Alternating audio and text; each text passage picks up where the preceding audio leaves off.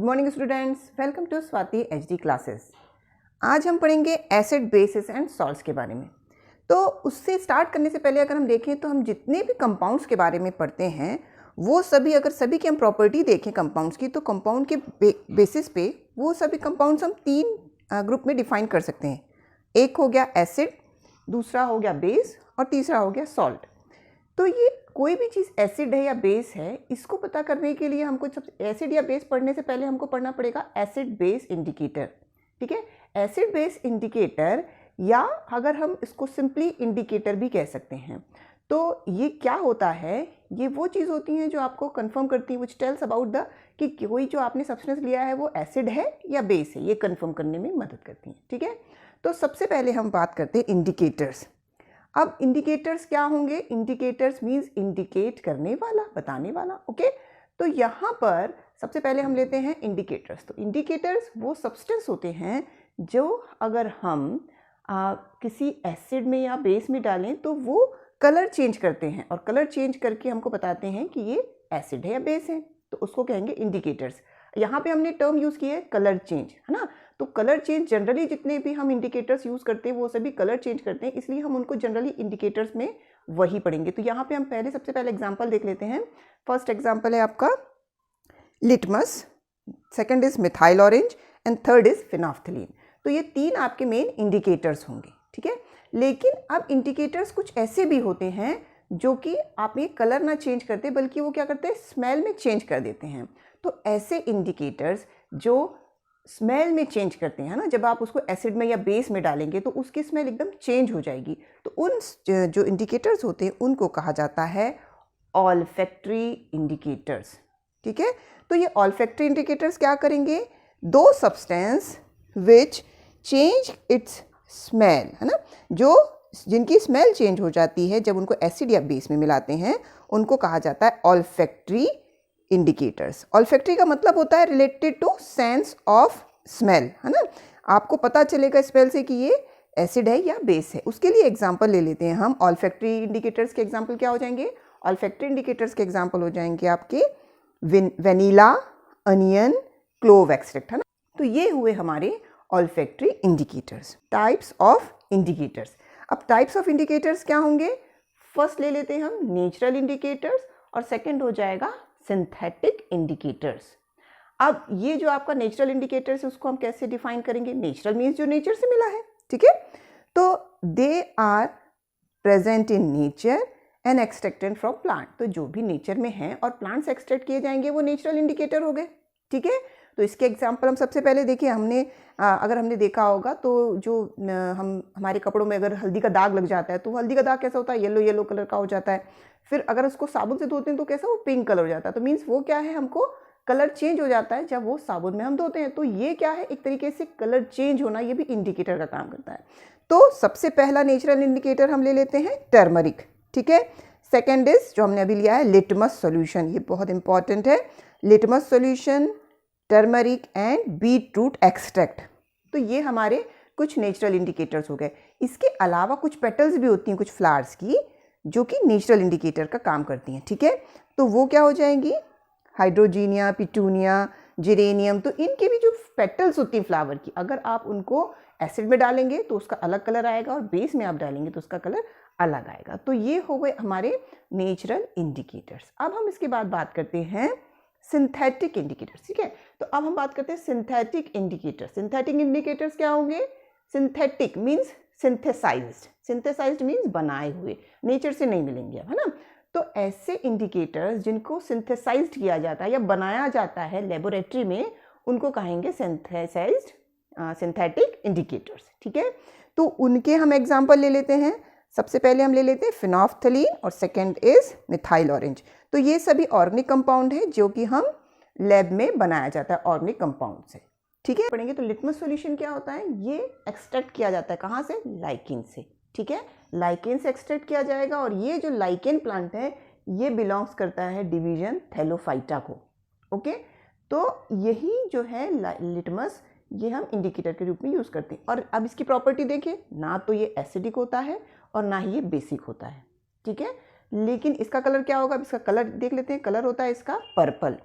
ठीक है, अब इसका कलर हो गया पर्पल। लेकिन अब ये कैसे रीड करेगा, तो हमने क्या किया, लिटमस का सॉल्यूशन है जो पर्पल कलर का, आप या तो स्ट्रिप यूज़ कर सकते हैं या सॉल्यूशन। तो लिटमस का सॉल्यूशन अगर आप यूज़ करेंगे प्लस एसिड उसमें ऐड करेंगे तो वहाँ पे रेड कलर आएगा। ठीक है, तो यहाँ पे अगर रेड कलर आ रहा है तो बताएगा कि वो जो भी आपका सब्सटेंस है वो क्या एसिड है। अगर हम लिटमस सॉल्यूशन में अगर आपने बेस डाला है तो उसका कलर चेंज हो जाएगा ब्लू कलर में। तो इस तरीके से पता चलेगा कि जो भी आपका सब्सटेंस वो क्या है, बेस है। तो यहाँ एकदम इजी है। देखिए इसमें याद करने के लिए बिल्कुल इजी क्या करेंगे, अगर हमने एसिड में डाला है तो एसिड का डी याद रख लीजिए, तो क्या कर देगा वो रेड कर देगा डी। और बेस में डाला है तो बेस में डाला होगा तो क्या होगा, अगर बेस है तो वो कलर को क्या कर देगा, ब्लू। तो ये खुद ही अपने तरीके से बताता है, बी से बेस, बी से ब्लू, है ना। तो ऐसे आप एकदम से याद रख सकते हैं कि अगर आपने लिटमस पेपर लिया हुआ है या लिटमस का सॉल्यूशन लिया है तो आपने, ये आपका शॉर्टकट हो सकता है, क्योंकि कई बार आप कंफ्यूज हो जाते हैं कि रेड होगा या ब्लू होगा। तो इस तरीके से हम पढ़ेंगे एसिड्स के बारे में। एसिड जो शब्द है ये डिराइव किया है लैटिन शब्द से एसिडिक। एसिडिक का मतलब होता है खट्टे। ठीक है, सार, सार मीन्स जो भी चीज़ें खट्टी होंगी वो एसिड्स होंगी। तो यहाँ पे हम सबसे पहले देख लेते हैं लेमन और दही, जितनी भी चीज़ें हम अपने कर्ड्स हैं, ऑरेंज है, टैमरिंड है, ऑल दीज जितनी भी खट्टी चीज़ें होंगी उन सभी में एसिड्स होता है। ठीक है, तो हम डेफिनेशन ले लेते हैं एसिड की। तो एसिड्स खट्टे होते हैं टेस्ट में, और दूसरा ये आपके जो लिटमस पेपर है उसको, ब्लू लिटमस को रेड कर देंगे। लिटमस पेपर दो कलर से आते हैं, एक ब्लू होता है और एक रेड। जो ब्लू कलर को रेड में चेंज कर देंगे वो एसिड्स होंगे, और अगर रेड लिटमस पेपर है तो उसका कलर को कोई चेंज होगा नहीं। ठीक है, तो ये हो गया हमारा। इसके बाद हम कुछ एग्जाम्पल देख लेते हैं। जैसे एग्जाम्पल में हम ले लेते हैं हाइड्रोक्लोरिक एसिड। तो हाइड्रोक्लोरिक एसिड उसका एग्जाम्पल है, सबसे पहले हाइड्रोक्लोरिक एसिड को कैसे लिखते हैं, HCl। ठीक है, फिर ले लेते हैं nitric acid. Nitric acid means HNO3। ठीक है, उसके बाद sulphuric acid. Sulphuric acid H2SO4। तो ये जो हैं आपके सभी एसिड्स हैं, मिनरल एसिड्स हैं। ओके, तो इनको बनाया जाता है। अब उसके बाद हम कुछ ऐसे एसिड्स भी लिख देते हैं जो हमको नेचुरली मिलते हैं, आपको इन्वायरमेंट में मिलते हैं, तो उनको कहा जाता है, जो प्लांट से या एनिमल प्रोडक्ट से मिलते हैं तो उनको कहा जाएगा नेचुरली अकरिंग एसिड्स। तो यहाँ पे हम देख लेते हैं सबसे पहले उसके सोर्स और फिर एसिड्स। तो सोर्स अगर हम देखें, विनेगर, विनेगर हम लोग बोलते हैं ना जो अचार वगैरह में डाला जाता है, दैट इज़ विनेगर में होता है एसिटिक एसिड। ठीक है, आपके जो कर्ड होता है, कर्ड में या खट्टे दूध में, उसमें क्या होगा, लैक्टिक एसिड। ठीक है, और लेमन में साइट्रिक एसिड। ओके, उसके बाद हम देख लेते हैं यहाँ पर टेमरिंड, है ना। टेमरिंड मीन्स इमली। टेमरिंड में कौन सा होगा, टार्ट्रिक एसिड। ओके, फिर एंटिस्टिंग। एंटिस्टिंग मीन्स जब चींटी हमको काटती है तो एक जलन सी होती है ना, तो क्योंकि उसके जो स्टिंग होता है उसमें होता है फॉर्मिक एसिड। और उसके बाद एप्पल देख लेते हैं, एप्पल में होता है मैलेइक एसिड। तो ऐसे और भी एसिड्स होते हैं जो नेचुरली अकरिंग होते हैं, जैसे टमाटो में oxalic acid and so on. Okay, अब हम देखते हैं बेसिस के बारे में। बेसिस जो होते हैं वो सभी टेस्ट में कैसे होते हैं, बिटर। देखिए अब यहाँ पे क्या आए हैं, तीन वर्ड्स आए, बी से बेसिस, बी से बिटर। बिटर मीन्स कड़वा। और उसके बाद में ये जो करेगा, तो हम देख लेते हैं सबसे पहले definition. Basis are bitter in taste and changes the colour of blue litmus to red. अभी हमने पढ़ा था, रेड को किया था। अब यहाँ पे क्या करेगा, देखिए रेड लिटमस को ब्लू करेगा, ध्यान रखिएगा। अब यहाँ पे भी क्या आया, फिर से बी, है ना। तो B for base, B for bitter and B for blue. तो रेड लिटमस पेपर को वो ब्लू कर देगा, और अगर ब्लू लिटमस पेपर है तो उसमें कोई चेंज होगा नहीं। ठीक है, तो ये हो जाते हैं बेसिस। ठीक, ओके। उसके बाद में हम इसके एग्जाम्पल देख लेते हैं बेसिस के। तो सबसे पहला जो एग्जाम्पल होता है जो हम जनरली यूज़ करते हैं वो हो जाता है, first example is sodium hydroxide. Sodium hydroxide को लिखते हैं NaOH। ओके, यहाँ Na में N कैपिटल होगा, A स्मॉल होगा। ओके, फिर पोटेशियम हाइड्रोक्साइड, वैसे ही देखिए यहाँ पे सब में क्या आ रहा है, OH, तो KOH, पोटेशियम का K और OH, पोटेशियम हाइड्रोक्साइड। हाइड्रोक्साइड यहाँ पे क्या शो करता है, OH को। ओके, फिर यहाँ पर कैल्शियम हाइड्रोक्साइड। कैल्शियम हाइड्रोक्साइड जो होता है वो होता है CaOH ट्वाइस, क्योंकि यहाँ पे क्या है, कैल्शियम की वैलेंसी 2 होती है, इसीलिए यहाँ पे CaOH ट्वाइस हो जाता है। तो ये आपके एग्जाम्पल्स हो गए। अब इसके बाद हम एक और वर्ड आता है एल्कली। ठीक है, एल्कली। तो व्हाट इज़ एल्कली, क्या होता है, जितने भी हम बेसिस होते हैं, ऐसा नहीं है कि सभी बेसिस वाटर में डिज़ोल्व हो जाते हैं, और सभी बेसिस वाटर में डिज़ोल्व नहीं होते हैं। तो वो आपके बेसिस जो कि डिज़ोल्व हो जाएंगे वाटर में, ठीक है। तो एल्कली वो बेस होते हैं जो वाटर में डिज़ोल्व होते हैं, उनको कहेंगे हम एल्कली। अब यहाँ पे हमने जितने भी एग्जांपल देखे हैं, ये NaOH, KOH, COH, तो ये सभी भी पानी में जनरली डिज़ोल्व हो जाते हैं। तो हम जो पढ़ते हैं, क्योंकि हमको जो सॉल्यूशंस लेने होते हैं वो एक्वस मीडियम में लेने होते हैं, तो इसीलिए यहाँ हम जो जनरली पढ़ रहे हैं अभी ये सभी एल्कली, ये इनको हम एल्कली भी कह सकते हैं और बेसिस भी, लेकिन दोनों में डिफरेंस याद रखिएगा। एल्कली वो होते हैं जो वाटर में डिज़ोल्व होते हैं, ठीक, ओके। इसके बाद हम देख लेते हैं, अब हम यहाँ देख लेते हैं कि डिफरेंट इंडिकेटर्स एसिडिक और बेसिक मीडियम में कैसे शो करते हैं, अपना इंडिकेट कैसे कलर चेंज करते हैं, ठीक है। तो यहाँ पे हमने 4 एसिड्स ले रखे हैं और 4 बेसिस ले रखे हैं, ठीक है। तो सबसे पहले हम एसिड्स की रिएक्शन करवाएंगे लिटमस सॉल्यूशन से, फिर फिनोल्फ्थलीन से और फिर मिथाइल ऑरेंज से, ठीक है। तो सबसे पहले हम अगर एक एक्वस सॉल्यूशन ले लेते हैं, किसका लेंगे, HCl का। HCl के एक्वस सॉल्यूशन में यदि हम लिटमस सॉल्यूशन लेके उसमें 1 बूंद डालेंगे HCl की, तो क्या होगा, लिटमस सॉल्यूशन का कलर कैसे होता है, पर्पल कलर होता है, ठीक है। तो पर्पल कलर होता है, उसमें जैसे ही हम HCl की 1 ड्रॉप डालते हैं तो वो उसका कलर चेंज हो जाता है और वो बना लेता है रेड कलर, ठीक है। तो यहाँ पे कौन सा कलर फॉर्म हो जाएगा, रेड। इसी के तरीके से हम सेम रिएक्शन दोहराएंगे HNO3 के साथ, H2SO4 के साथ और एसिटिक एसिड के साथ। तो हम क्या देखते हैं, सभी में रेड कलर ही आया है, ठीक है। तो ये शो करता है कि लिटमस सॉल्यूशन एसिडिक मीडियम में रेड कलर का सॉल्यूशन बनाता है, ठीक है।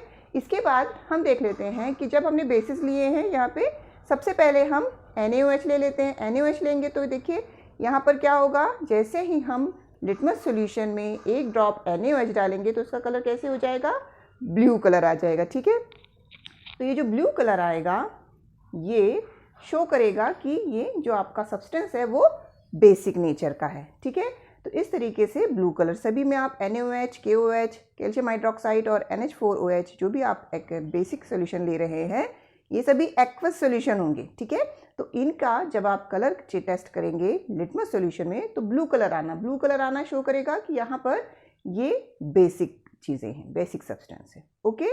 इसके बाद हम देखते हैं फिनोल्फ्थलीन सॉल्यूशन में।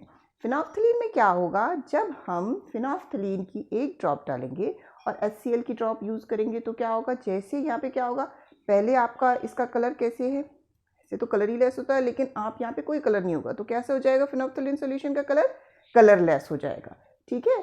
तो ये फिनोल्फ्थलीन क्या कलर शो करेगा, कलरलेस ही रहेगा, ठीक है। तो कलरलेस हो जाना यहाँ पे शो करेगा कि ये क्या है, एसिडिक सब्सटेंस है। यही हमको कलरलेस सॉल्यूशन मिलेगा चारों एसिड्स के साथ, मीन्स हमको प्रूफ होता है कि फिनोल्फ्थलीन सॉल्यूशन एसिडिक मीडियम में कलरलेस होता है, ठीक है। जबकि फिनोल्फ्थलीन में जब हम बेसिस से रिएक्ट कराएंगे तो यहाँ पर पिंक कलर मिल रहा है। तो पिंक कलर शो कर रहा है कि ये सभी जितने भी आपके सब्सटेंस हैं, all these are basic in nature. जब बेसिक होंगे नेचर में तब आपको इस तरीके का पिंक कलर मिलेगा, ओके। उसके बाद में हम तीसरा ले लेते हैं मिथाइल ऑरेंज, है ना। तो मिथाइल ऑरेंज की जब हम रिएक्शन करवाते हैं, जब कोई एसिडिक मीडियम होगा और हम उसमें मिथाइल ऑरेंज सॉल्यूशन ऐड करेंगे तो वहाँ पे कलर कैसे हो जाएगा, एकदम रेड हो जाएगा, ठीक है। तो यहाँ पर क्या करता है, मिथाइल ऑरेंज एसिडिक मीडियम में रेड कलर का सॉल्यूशन बनाता है, ठीक है। तो ये आपको प्रूव हो जाता है। इसके बाद इंडिकेटर में मिथाइल ऑरेंज सॉल्यूशन जो होगा वो, अगर हम बेसिक आपका सब्सटेंस है तो वो कैसे कलर शो चेंज करेगा, वो येलो कलर का हो जाएगा, ठीक है। तो येलो कलर का चेंज हो जाना यहाँ पे शो करेगा मिथाइल ऑरेंज का कि जो भी सब्सटेंस आप यूज़ कर रहे हैं that is basic in nature. तो यहाँ पे हमारा डिफाइन होता है, ठीक है। आपको समझ में आ गया होगा। यहाँ पे याद रखिएगा कौन सा कलर इंडिकेटर किस के साथ देता है, ओके। अब हम बात करते हैं chemical properties of acids and bases की, ठीक है। तो हम सबसे पहले इसमें लेते हैं कि एसिड्स और बेसिस मेटल के साथ कैसे रिएक्ट करते हैं। तो सबसे पहले हम देख लेते हैं मेटल जब डिस्प्लेस करेगा तो मेटल कैसे करेगा। अगर हम एसिड ले लेते हैं, ठीक है, तो एसिड लिया और उसके बाद हमने मेटल से उसकी रिएक्शन कराई, तो यहाँ पर जो मेटल होगा वो एसिड के हाइड्रोजन को डिस्प्लेस कर देगा। डिस्प्लेस करके एक कंपाउंड बनाएगा, उसको कहा जाता है सॉल्ट। तो ये जो आपका सॉल्ट बना है वो बनेगा और साथ में क्या होगा, आपके यहाँ पे हाइड्रोजन गैस निकलती है। तो ये एक हमने लिख ली। लेकिन अब इसको अगर हम यहाँ पे एग्जाम्पल के थ्रू देख लें, हाइड्रोजन गैस निकल रही है, तो इसमें क्या करेंगे, हम यहाँ पर एक टेस्ट ट्यूब ले लेंगे या बीकर ले लेंगे और उसमें हम क्या लेंगे, यहाँ पर जिंक ग्रेन्यूल ले लेते हैं, जिंक के ग्रेन्यूल्स ले लेंगे और ग्रेन्यूल्स में हम फिर डालेंगे एक्वस H2SO4, है ना। तो एक्वस या डाइल्यूट H2SO4 ले सकते हैं, ठीक है। तो यहाँ में हमने ले लिया डाइल्यूट H2SO4 लिया है। तो ये क्या करेगा, यहाँ पर दोनों रिएक्ट करेंगे और रिएक्ट करने के बाद में यहाँ पर जिंक हाइड्रोजन को डिस्प्लेस करेगा और हाइड्रोजन को डिस्प्लेस करके क्या बनाएगा, एक सॉल्ट। तो ये आपका सॉल्ट बना ZnSO4, ठीक है। अब ये जो आपका सॉल्ट बनता है तो यहाँ पे क्या हुआ, देखिए डिस्प्लेसमेंट हुआ हाइड्रोजन का। तो यही जो हाइड्रोजन है यहाँ पर आपको बबल फॉर्म में मिलेगी। तो अब कैसे होता है, देखिए जब हमने डाला तो यहाँ पे एक बबल तो बन रहा है, गैस बन रही है, लेकिन उसको टेस्ट कैसे करें, तो क्या करेंगे हम, जब यहाँ पे आप देख रहे हैं ना, इसमें क्या करेंगे, जब हम उसको सोपी सॉल्यूशन में डालेंगे तो एकदम बबल बनते दिख रहे हैं, और जब हम उसके पास कैंडल ले जाएंगे तो वो पॉप साउंड के साथ बर्न होगी। इसका मतलब जो गैस निकल रही है वो हाइड्रोजन गैस है। तो इसका हाइड्रोजन गैस का प्रॉपर्टी होती है कि वो हमेशा पॉप साउंड के साथ बर्न होती है, ठीक है। तो ये हमारा हुआ एसिड के साथ कैसे मेटल रिएक्ट करता है। उसके बाद हम बात कर लेते हैं बेसिस की। तो जब भी बेस रिएक्ट करेगा, पहली बात तो सभी बेस मेटल के साथ रिएक्ट नहीं करते हैं, ठीक है। लेकिन जो कुछ मेटल के साथ रिएक्ट करते हैं वो कैसे करेंगे, तो वो भी सेम ही करते हैं कि वो क्या करेंगे, सॉल्ट फॉर्मेशन करेंगे और यहाँ पे आपका हाइड्रोजन गैस बनेगी, ठीक है। तो ये हाइड्रोजन गैस कैसे बनती है हम उसको देख लेते हैं। अगर हमने यहाँ पे सेम, यहाँ पे क्या कर लेंगे, एक बेस ले लिया, बेस हम ले लेते हैं NaOH, ठीक है। NaOH और मेटल में हम ले लेते हैं वापस, हम क्या ले लेंगे, जिंक ले लेते हैं, ठीक है। तो हम यहाँ पर अगर एक्वस सॉल्यूशन, क्योंकि देखिए 90% जो रिएक्शंस होती हैं वो एक्वस सॉल्यूशन में करवाई जाती हैं, ओके। तो जिंक हम सॉलिड फॉर्म में ले लेंगे। यहाँ पे भी क्या होगा, यहाँ पर जो मेटल है वो डिस्प्लेस कर देगा और यहाँ पे जो आपका बन जाएगा Na2ZnO2, ठीक है। इस तरीके से आपका सॉल्ट फॉर्मेशन हुआ। ये जो सॉल्ट फॉर्मेशन हुआ उसके साथ भी आपको H2 गैस बनती है। ध्यान रखिएगा ये जो रिएक्शन है ये सभी बेसिस के साथ पॉसिबल नहीं होती है, सभी मेटल जो हैं ये रिएक्शन नहीं देते हैं, ओके। अब हम सेकेंड केमिकल प्रॉपर्टी की बात कर लेते हैं, दैट इज़ जब एसिड और बेस दोनों एक दूसरे के साथ रिएक्शन करेंगे तो क्या होगा। ये बहुत इंपॉर्टेंट रिएक्शन होती है। जब भी एक एसिड एक बेस के साथ रिएक्ट करता है तो वो बनाते हैं सॉल्ट एंड वाटर, ठीक है। तो हम इसको कहेंगे न्यूट्रलाइजेशन रिएक्शन। यहाँ पे हमने एक बेस ले लिया और जब हम बेस की रिएक्शन करवाएंगे एसिड के साथ में तो दोनों रिएक्ट करके बनाते हैं सॉल्ट एंड वाटर। ये रिएक्शन कहलाती है न्यूट्रलाइजेशन रिएक्शन। तो ध्यान रखिएगा ये बहुत इम्पॉर्टेंट आपकी रिएक्शन होती है जो हमको अभी पढ़नी है। अब यहाँ पे हम बेस की जगह पे ले लेते हैं NaOH का एक्वस सॉल्यूशन, ठीक है। तो NaOH का जब हम एक्वस सॉल्यूशन लेंगे तो ये क्या फॉर्म करेगा, एसिड के साथ सॉल्ट फॉर्म करेगा, ठीक है। तो यहाँ पर हमने HCl ले लिया है, एक्वस सॉल्यूशन उसका भी लेंगे। तो जब हम NaCl और NaOH और HCl दोनों की रिएक्शन करवाएंगे तो यहाँ पर सबसे पहले आप देखिए क्या बन रहा है, वाटर बन रहा है। तो यहाँ पे वाटर कैसे बनेगा, देखिए ये OH यहाँ का H, तो क्या बन गया H2O, ठीक है। अब हमारे पास क्या क्या बच जाता है, Na और Cl, तो क्या बन गया Na और Cl। तो ये आपके यहाँ पे इस तरीके से बन गए। तो इसको कहा जाएगा सॉल्ट और ये तो आपका वाटर है ना। तो ये जो रिएक्शन होती है इसको कहा जाएगा न्यूट्रलाइजेशन रिएक्शन, ओके। ध्यान रखिएगा एसिड और बेस जब रिएक्ट करेंगे तो सॉल्ट एंड वाटर बनाएंगे, ओके। अब हम बात करते हैं तीसरी प्रॉपर्टी की, हाँ। इसमें क्या होगा, जब मेटल आपके हाइड्रोजन कार्बोनेट या मेटल कार्बोनेट, ध्यान रखिएगा metal carbonates and metal hydrogen carbonate acid के साथ रिएक्शन करेंगे तो क्या होगा। तो हम क्या करते हैं, जब भी ध्यान रखिएगा ये सभी रिएक्ट करके सॉल्ट बनाएंगे और वाटर, जैसे अभी थोड़ी देर पहले देखा था सॉल्ट एंड वाटर फॉर्म करेंगे, और साथ में क्या बनेगा आपके कार्बन डाइऑक्साइड। अब कार्बन डाइऑक्साइड क्यों बनती है उसको हम इक्वेशन के थ्रू देख लेते हैं। तो सबसे पहले हम एक बेसिक, जैसे हम यहाँ क्या ले लेते हैं, कार्बोनेट्स ले लेते हैं। तो हम कार्बोनेट्स के रूप में यहाँ पे ले लेंगे NaCO3, ठीक है, सोडियम कार्बोनेट यहाँ पे ले लेते हैं। तो हमने ले लिया Na2CO3। ये क्या हो गया आपका मेटल कार्बोनेट। मेटल कार्बोनेट जब आपके एसिड से रिएक्ट करेगा, ठीक है, तो एसिड से इसने यहाँ पे रिएक्ट किया, हमने एसिड क्या ले लिया है, HCl। इसका ध्यान रखिएगा एक्वस सोल्यूशन ही लेंगे हम, ओके, बहुत ज़्यादा कॉन्सेंट्रेटेड नहीं लेना है। तो यहाँ पर जब हम उसकी रिएक्शन करवाएंगे तो रिएक्शन के कारण क्या बनेगा आपके पास, सॉल्ट बनना है। एक तो ध्यान रखिएगा हमेशा सॉल्ट बनना है, ठीक है। तो आपका सॉल्ट बनेगा। अब सॉल्ट जो बनेगा वो क्या हो जाएगा, देखिए अब यहाँ पर कार्बन डाइऑक्साइड आपको निकालनी है, वाटर भी निकालना है, तो H2O तो आपको हटाना ही है। सबसे पहले हम क्या कर लेते हैं, H2O फॉर्म कर लेते हैं, ठीक है। यहाँ पे आपके H2O लिक्विड फॉर्म में निकल जाएगी। उसके बाद में क्या बनेगा, अब H यहाँ पर क्योंकि 2 है तो H2O के लिए ट्यूब लगा लें, और यहाँ से एक निकल गई कार्बन डाइऑक्साइड में से। तो अब क्या बच गया, यहाँ पे आपको क्या बनाना पड़ेगा, CO2 गैस निकलती है। CO2 गैस आपके यहाँ पे फॉर्म होगी, और आपके भी क्या बन रहा है, एक सॉल्ट। अब क्या बचा हमारे पास में, सिर्फ क्या बचा है, Na बचा है और Cl, ठीक है। तो ये हो जाएगा आपका NaCl सॉल्ट, ठीक है। तो ये हमारी जो रिएक्शन हुई, फिर से देखिए, मेटल कार्बोनेट था, एसिड से रिएक्ट किया, सबसे पहले वाटर फॉर्म होगा, वाटर के साथ में कार्बन डाइऑक्साइड गैस निकलेगी और NaCl आपका बनेगा। तो ये हो गया मेटल कार्बोनेट के साथ। अब इसी के बाद हम देख लेते हैं, अगर मेटल कार्बोनेट के अलावा क्या ले सकते हैं हम यहाँ पे, मेटल हाइड्रोजन कार्बोनेट। तो सेम हम क्या करेंगे, Na2 की जगह में हम NaHCO3, ठीक है। देखिए मेटल हाइड्रोजन कार्बोनेट है ना, मेटल हाइड्रोजन कार्बोनेट बन गया है। सेम हम अब इसकी रिएक्शन किससे करा देते हैं, एसिड से। तो जब हम इसकी रिएक्शन एसिड से कराएंगे तो एसिड से रिएक्ट करके ये क्या बनाएगा, ये भी हमने अभी देखा क्या करते हैं, जब ये एसिड से रिएक्ट करते हैं तो एसिड से रिएक्ट करने के बाद में ये फॉर्म करेंगे सॉल्ट, ठीक है, सॉल्ट फॉर्म करेंगे, कार्बन डाइऑक्साइड फॉर्म करेंगे, और आपके फॉर्म करेंगे वाटर, ठीक है। तो यहाँ पे भी देख लीजिए, सबसे पहले क्या बन जाएगा, Na और Cl। हम इसको पहले ले लेते हैं, अब सॉल्ट फॉर्म करना है तो NaCl आपका बन गया।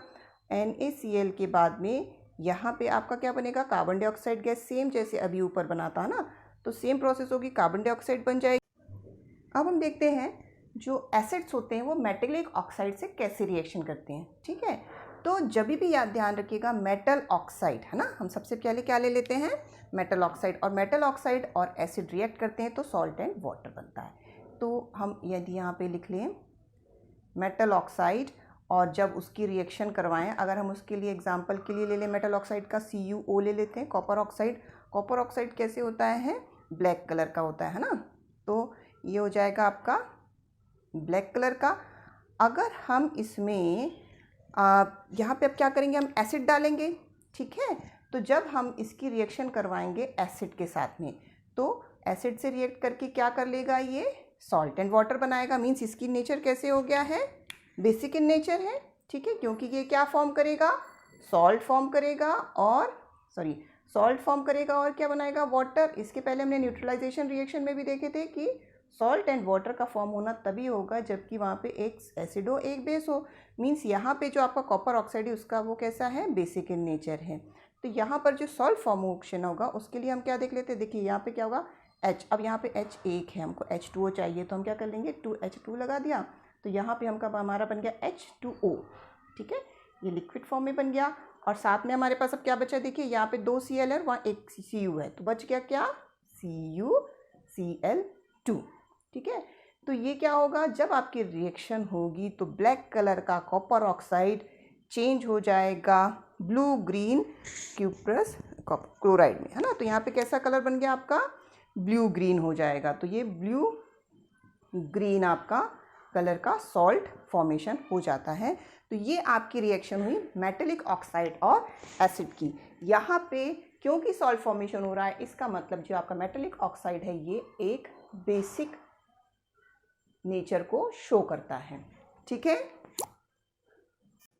अब हम देखेंगे नॉन मेटेलिक ऑक्साइड, है ना, क्योंकि मेटेलिक ऑक्साइड तो रिएक्ट नहीं करता बेस के साथ, तो नॉन मेटेलिक ऑक्साइड जब बेस के साथ रिएक्ट करेगा तो वो भी क्या करेगा, सॉल्ट एंड वाटर फॉर्म करता है, ठीक है। तो यहाँ पर क्या हो जाएगा, हम यहाँ पे फिर से ले लेते हैं नॉन मेटेलिक ऑक्साइड लेंगे और उसको सॉल्ट के साथ जब हम किसी बेस के साथ रिएक्शन करवाएंगे तो क्या होगा, यहाँ देख लेते हैं। तो हम एक ले लेते हैं नॉन मेटेलिक ऑक्साइड ले लिया हमने। अब नॉन मेटेलिक ऑक्साइड के लिए हम क्या ले लें, देखिए क्या होता है आपका, कार्बन नॉन मेटल हो गया और उसका ऑक्साइड हो गया CO2, ठीक है। तो इस तरीके से जब हम कार्बन डाइऑक्साइड गैस क्या हो गया आपका, नॉन मेटेलिक ऑक्साइड हो गया। अब हम इसको क्या करेंगे, किसी बेस के साथ रिएक्ट कराएंगे। तो बेस हमने ले लिया क्या, Ca, यहाँ पर बेस लिख लेते हैं। बेस क्या हो जाएगा आपका, कैल्शियम हाइड्रोक्साइड ले लेते हैं, ठीक है, जिसको हम क्या कहते हैं, लाइम वाटर।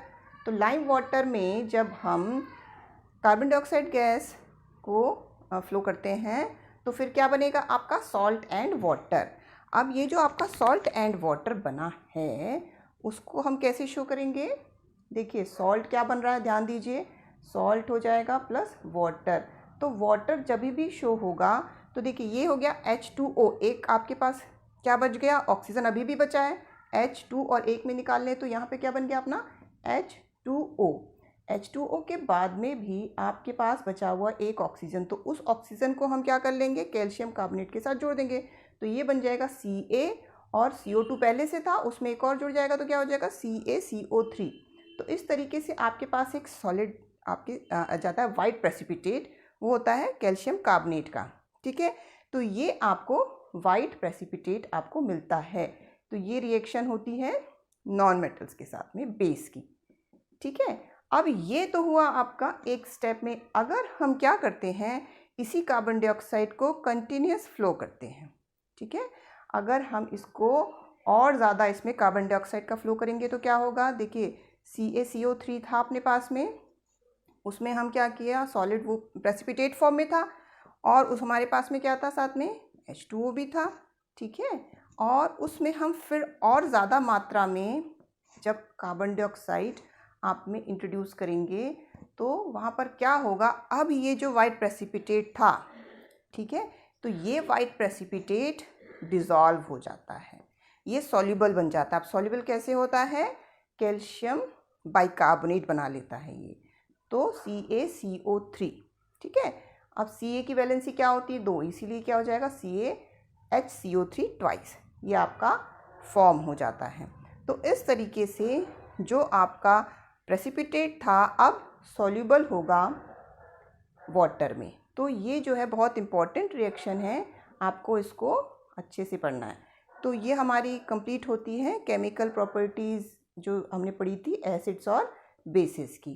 तो इसी को हम, जब हमने अभी डिस्प्लेसमेंट रिएक्शन देखी थी वहाँ पे भी कार्बन डाइऑक्साइड जब भी आपको टेस्ट करना होगा तो हम यही सेम प्रोसेस करते हैं। कार्बन डाइऑक्साइड को हम अगर लाइम वाटर में आप जब फ्लो करते हैं तो लाइम वाटर का एक मिल्की सॉल्यूशन बन जाता है, ठीक है। तो वो जो मिल्की सॉल्यूशन होता है वो हम कैल्शियम कार्बोनेट का होता है, वाइट प्रेसिपिटेट फॉर्म होता है। फिर हम जब ज़्यादा कार्बन डाइऑक्साइड उसमें डालेंगे तो वो सॉल्युबल हो जाता है, ठीक है।